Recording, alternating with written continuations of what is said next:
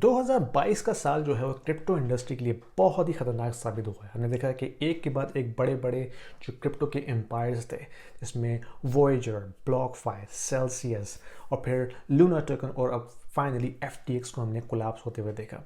इससे हमें क्या नज़र आता है, क्या होने वाला है क्रिप्टो इंडस्ट्री के अंदर और ओवरऑल इन्वेस्टिंग के हवाले से आपको क्या करना चाहिए आने वाले वक्तों में, तो हम इस वीडियो में इस पर बात करेंगे। तो लेट्स गेट इनटू इट।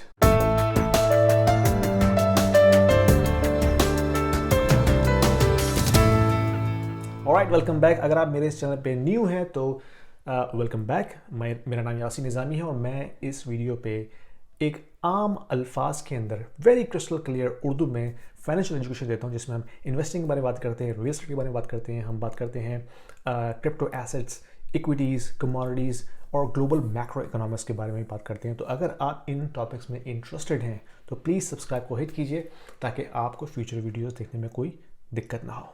तो आइए इस पर बात करते हैं। तो हमने देखा कि FTX के सिनारियो के बाद जब ये सारी चीज़ें सामने आई कि किस तरह फ्रॉडुलेंट सिस्टम एक चल रहा था और किस तरह ये जो मीम टोकन्स होते हैं इनको पम्प किया जाता है मार्केट मेकिंग कंपनीज के ज़रिए और फिर ये रिटेल इन्वेस्टर्स को सक करते हैं इस सिस्टम के अंदर।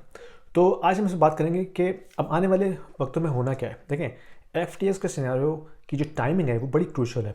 बिल्कुल ठीक इसी टाइम जब हमने देखा कि FTX जो है कोलैप्स हुआ कि बड़े बड़े central banks, federal reserve, ECB, bank of England, ये सब रेगुलेशंस की बातें करना शुरू हो गए और जेनेट येलन ने बोला कि हमें क्रिप्टो को रेगुलेट करना चाहिए। न्यूयॉर्क फेड ने जो है एक पायलट प्रोग्राम शुरू किया है 12 वीक्स का मेजर बैंक्स के साथ। वो CDBC को जो है ट्रायल करना चाह रहे हैं। जो गवर्नर है, deputy governor bank of England के, उन्होंने भी स्टेटमेंट दी है कि वो भी क्रिप्टो का रेगुलेट करना चाहते हैं, जिसमें वो एक डिजिटल फॉर्म ऑफ पाउंड लेकर आए। ECB की हेड क्रिस्टीन लेगार्ड ने भी यही स्टेटमेंट दी है कि उन्होंने डिजिटल यूरो लेके आना है। ये सारी चीज़ें सेंट्रल बैंक डिजिटल करेंसी की तरफ लेके जाती हैं, जिसमें जो सिस्टम होगा वो बेसिकली सेंट्रली कंट्रोल होगा। सारी ट्रांजैक्शन जो है वो सेंट्रली मैनेज होगी। अभी क्या है, अभी कैश है ना, कैश तो किसी के कंट्रोल में नहीं है। अगर आपके पास $1 मिलियन कैश है, nobody can track it what you are buying through it. ठीक है, तो ये एक तरह से फ्रीडम है हमारे पास, फाइनेंशियल फ्रीडम के, हम उससे कुछ भी खरीद सकते हैं। कोई हमें ब्लॉक नहीं कर सकता, कोई हमें रिस्ट्रिक्ट नहीं कर सकता। तो जब ये कैश ख़त्म हो जाएगा, जो इनका प्लान है, और वो CBDC लेकर आएंगे, तो फिर जो फ्रीडम है ना वो चली जाएगी तेल लेने।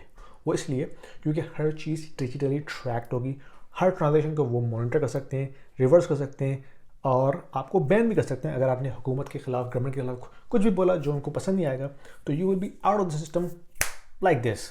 तो ये तो होने वाला है। अच्छा, दूसरा हम बात करते हैं कि अगर रेगुलेशंस आ गई तो फिर क्या होगा। बहुत से लोग जो हैं वो इसको ये समझ रहे हैं कि रेगुलेशंस आने से क्रिप्टो इंडस्ट्री में बड़ा फ़ायदा होगा। I think it's too naive to think about it. Let's talk about that. देखिए, पहले तो समझ रहे हैं कि ये जो सिक्योरिटीज़ और कमोडिटीज़, इनमें फ़र्क क्या है। देखें, US के अंदर अगर हम बात करते हैं, US में हमारे पास SEC है जो सिक्योरिटीज़ को रेगुलेट करती है। ठीक है, जिसमें इक्विटीज़ आती हैं, बॉन्ड्स आते हैं। ठीक है, और फिर हमारे दूसरी तरफ हमारे पास है CFTC जो कि कमोडिटीज़ को रेगुलेट करती है। अच्छा, दोनों में फ़र्क क्या है। सिक्योरिटीज़ जो हैं वो बेसिकली एक स्टॉक या एक शेयर जो है वो उसको रेगुलेट करता है। यानी कि उसमें क्या होता क्या है कि देखिए, एक कंपनी स्टार्टअप स्टार्ट हुई, उन्होंने कोई प्रोडक्ट बनाई, उस प्रोडक्ट को उन्होंने मार्केट में बेचा, फिर उन्होंने फंडिंग इकट्ठा की, वेंचर कैपिटल्स को लेकर आए, उस फंडिंग के जरिए उन्होंने मार्केट वैल्यूएशन दिखाई, फिर वो IPO गया, IPO के बाद लोगों ने इसके स्टॉक खरीदे और कंपनी फिर वो स्टॉक इशू करती है। तो company is like the issuer of the stock in the market, जो कि लोग खरीद रहे हैं। तो उस केस में ये कहलाती है सिक्योरिटीज़। ठीक है, securities are basically digital kind of financial assets जो ट्रेड होते हैं ओपन मार्केट के अंदर। इसमें ऑफ कोर्स आपको SEC के साथ रजिस्टर होना है, अपने आप को उस सिस्टम में लेके आना है, बड़ा पेपर वर्क होता है, बड़ी फाइलिंग होती है, तब जाके आप इन स्टॉक मार्केट्स में ट्रेड कर सकते हैं। ठीक है, तो ये तो हो गई इक्विटीज़ के बारे में थोड़ी सी बात, जिसको SEC जो है वो रेगुलेट करती है। इसके बाद हमारे पास आती है कमोडिटीज़। कमोडिटीज़ वो चीज़ होती हैं जो कोई कंपनी प्रोड्यूस नहीं करती। ठीक है, वो ज़मीन से निकलती हैं, यानी कि गोल्ड, कॉपर, आयरन, निकल, कॉर्न, वीट, ऑयल, गैस, ये सारी चीज़ें जो हैं वो नेचुरल प्रोडक्ट्स हैं जो ज़मीन से एक्सट्रैक्ट होती हैं। हाँ, कुछ कंपनीज हैं जो उसको रिफाइन करके एक फाइनल प्रोडक्ट लेकर आती हैं, लेकिन अल्टीमेटली वो ज़मीन से एक्सट्रैक्ट होती है। कोई भी चाहे किसी भी लैंड को ख़रीद के उसमें से एक्सट्रैक्शन कर सकता है कमोडिटीज़ की। तो कमोडिटीज़ की मार्केट में इसको रेगुलेट करती है CFTC, और उनका ये कहना है कि जो कमोडिटीज़ हैं वो कोई कंपनी इशू नहीं करती, it is being produced extracted from the earth. ठीक है, तो उस केस में एक स्टेटमेंट आई थी SEC की जो चेयरमैन थे, साहब चेयरमैन प्रीवियस, उन्होंने कहा था कि बिटकॉइन जो है वो सिक्योरिटी नहीं है, क्योंकि उसको कोई कंपनी इशू नहीं करती। It is like a open network of community जो इसको माइन करते रहते हैं। कि कोई भी अगर चाहे कंप्यूटर नेटवर्क लगा के इंटरनेट के साथ कनेक्ट करके एक सिस्टम लगा दें और वो बिटकॉइन माइन करना शुरू कर दें। सेम इसी तरह इसकी एग्जांपल आप गोल्ड से ले सकते हैं कि गोल्ड अगर आपने माइन करना है, आप कहीं गोल्ड डिटेक्ट करें और उसमें आप फ्रैकिंग करके माइनिंग करना शुरू कर दें। तो bitcoin is like commodity, it's not security, कोई कंपनी इसको इशू नहीं करती। अभी रिसेंटली एक केस हुआ था, लाइब्रेरी LBRY के नाम से एक टोकन है जो कि इस कंपनी ने इशू किया था और उसको SEC ने सू किया। वो इस बात पे किया कि SEC के मुताबिक जो लाइब्रेरी टोकन था वो एक कमोडिटी, वो सिक्योरिटी कमोडिटी नहीं है। तो उस केस में SEC ने उनको सू किया कि भाई आपने विदाउट फाइलिंग विद SEC अपने टोकन्स मार्केट में सेल किए, जबकि वो एक सिक्योरिटी है। ठीक है, क्योंकि आप इशू करते हैं टोकन मार्केट के अंदर, so you are the issuer, so you act like a equity company, एक कंपनी जो कि कोई डिजिटल एसेट इशू कर रही। तो it has to be security, not utility और कमोडिटी। तो उस केस में SEC जो है वो केस जीत गया और जज ने उनको एज अ सिक्योरिटी के तौर पर डिक्लेयर किया। इसकी टाइमिंग बहुत अच्छी है क्योंकि ये रिसेंट भी हुआ है। इसका मतलब है कि जितनी भी और ऐसे टोकन्स जो कि किसी कंपनी से इशू किए जाते हैं, they all will be categorized most likely as security. ठीक है, तो रेगुलेशंस जब आएंगी तो एक स्ट्रॉन्ग आर्ग्यूमेंट ये है कि ये सारे टोकन्स फिर सिक्योरिटी के अंडर आएंगे। अब जब आप सिक्योरिटी के अंदर आ गए तो आपको SEC की सारी रूल्स एंड रेगुलेशन को फॉलो करना है, जिनकी बड़ी स्ट्रिक्ट होती हैं। इसमें आपको प्रॉपर फाइलिंग करनी पड़ती है, डिस्क्लोजर देना पड़ता है कि कौन ओन करता है, कितने टोकन्स इनसाइडर के पास हैं, कौन इसमें कितना इंटरेस्ट रखता है, कितने टोकन्स हमने प्री माइन रखे हैं, वो सब आपको प्री ट्रेडिंग डिक्लेयर करना पड़ेगा। यानी कि जब IPO में जाते हैं आपको सब डिक्लेयर करना पड़ता है। जब आप पब्लिक ट्रेडिंग में होते हैं ना, you can not hide all these facts. हमने देखा 2 साल के अंदर जितने भी ये टोकन्स आए, इन तमाम कंपनीज का कोई रिकॉर्ड ही नहीं है पब्लिक के पास। पीछे क्या हो रहा है किसी को नहीं पता। FTX जैसी कंपनी का बैलेंस शीट ही नहीं पता था किसी को, ये तो लीक हो गई तो पता चल रहा ना भाई पीछे क्या गेम थी। तो खैर, तो ये सीन चल रहा है। तो अगर रेगुलेशंस आ गई तो इसका मतलब ये है कि मोस्ट लाइकली ये जितने भी टोकन हैं वो एज अ सिक्योरिटी कंसिडर किए जाएंगे। होगा क्या उसके बाद? देखें, जो 2 साल में हमने बुल रन देखा, ये रिटेल इन्वेस्टर का कमाल नहीं था। रिटेल इन्वेस्टर इतनी हाई मूवमेंट नहीं करता मार्केट के अंदर।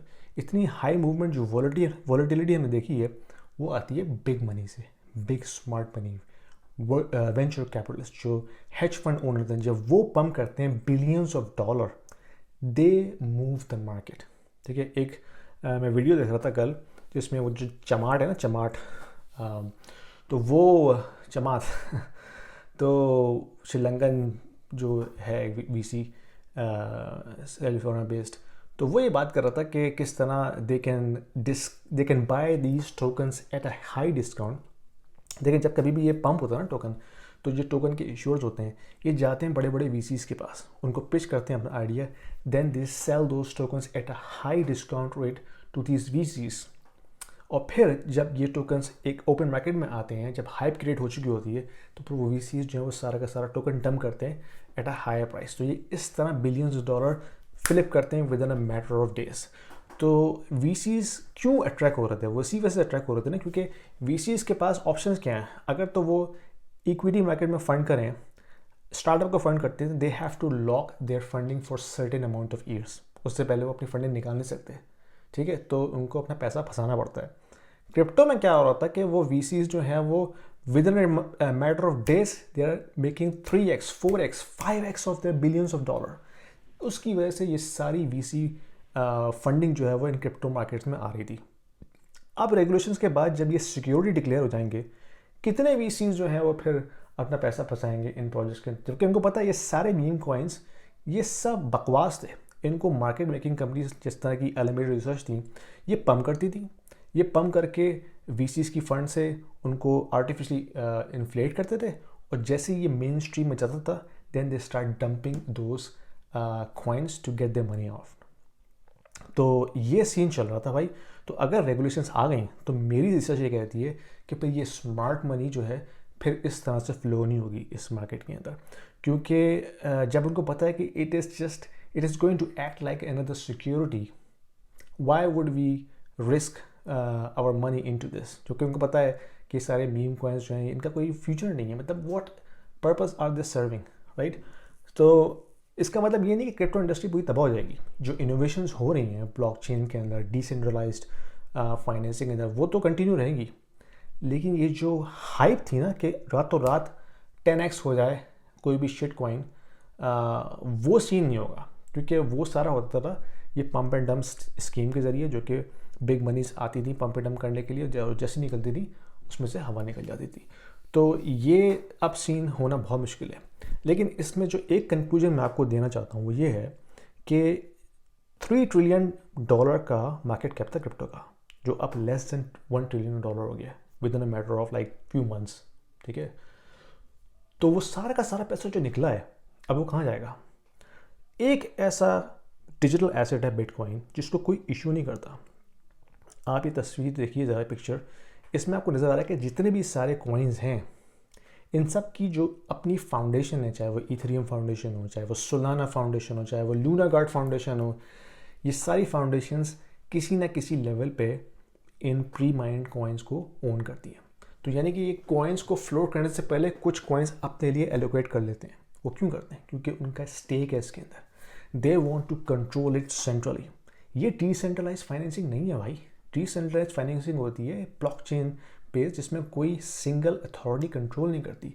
लाइक बिटकॉइन, उसको कोई कंपनी, कोई अथॉरिटी, कोई ऑर्गेनाइजेशन ओन नहीं करती। It is a network based community, ठीक है। तो एक जो स्टैंड करता है एसेट वो है बिटकॉइन, जिसको कोई भी सेंट्रल अथॉरिटी कंट्रोल नहीं करती। ये जो सारी की सारी फंडिंग बाहर निकली है ना क्रिप्टो से, this will likely to be back into bitcoin at some stage. I don't know when will this will happen, लेकिन जो थीसिस है मेरा वो ये कहता है कि bitcoin is the ultimate decentralised permissionless digital network, जो कि स्क्रूटनी से बाहर है, सेंसरशिप से बाहर है। कितने ऐसे कंट्री थे, north Korea, Lebanon, Turkey, Nigeria, जहाँ पे हाइपर इन्फ्लेशन है, जहाँ पे डिक्टेटरशिप है, वहाँ लोग इसका बहुत इस्तेमाल कर रहे हैं। तो गोइंग फॉरवर्ड जिससे जैसे ये अथॉरिटीज़ बढ़ती जाएंगी, जैसे जैसे ये अथॉरिटेरियन जो रूल है ये बढ़ता चला जाएगा, अल्टीमेटली लोग फ्रीडम को प्रेफर करेंगे, और freedom of finance is bitcoin. तो that is my thesis. I don't know, I could be wrong. Let me know what you think, comments में डालिए, बताइए कि आपको क्या लगता है, और फिर हम इस पे हेल्दी डिबेट करेंगे। अच्छी लगी वीडियो तो लाइक कीजिए, सब्सक्राइब कीजिए, लोगों को शेयर कीजिए, और मैं आपसे अपनी अगली वीडियो में मिलता हूँ।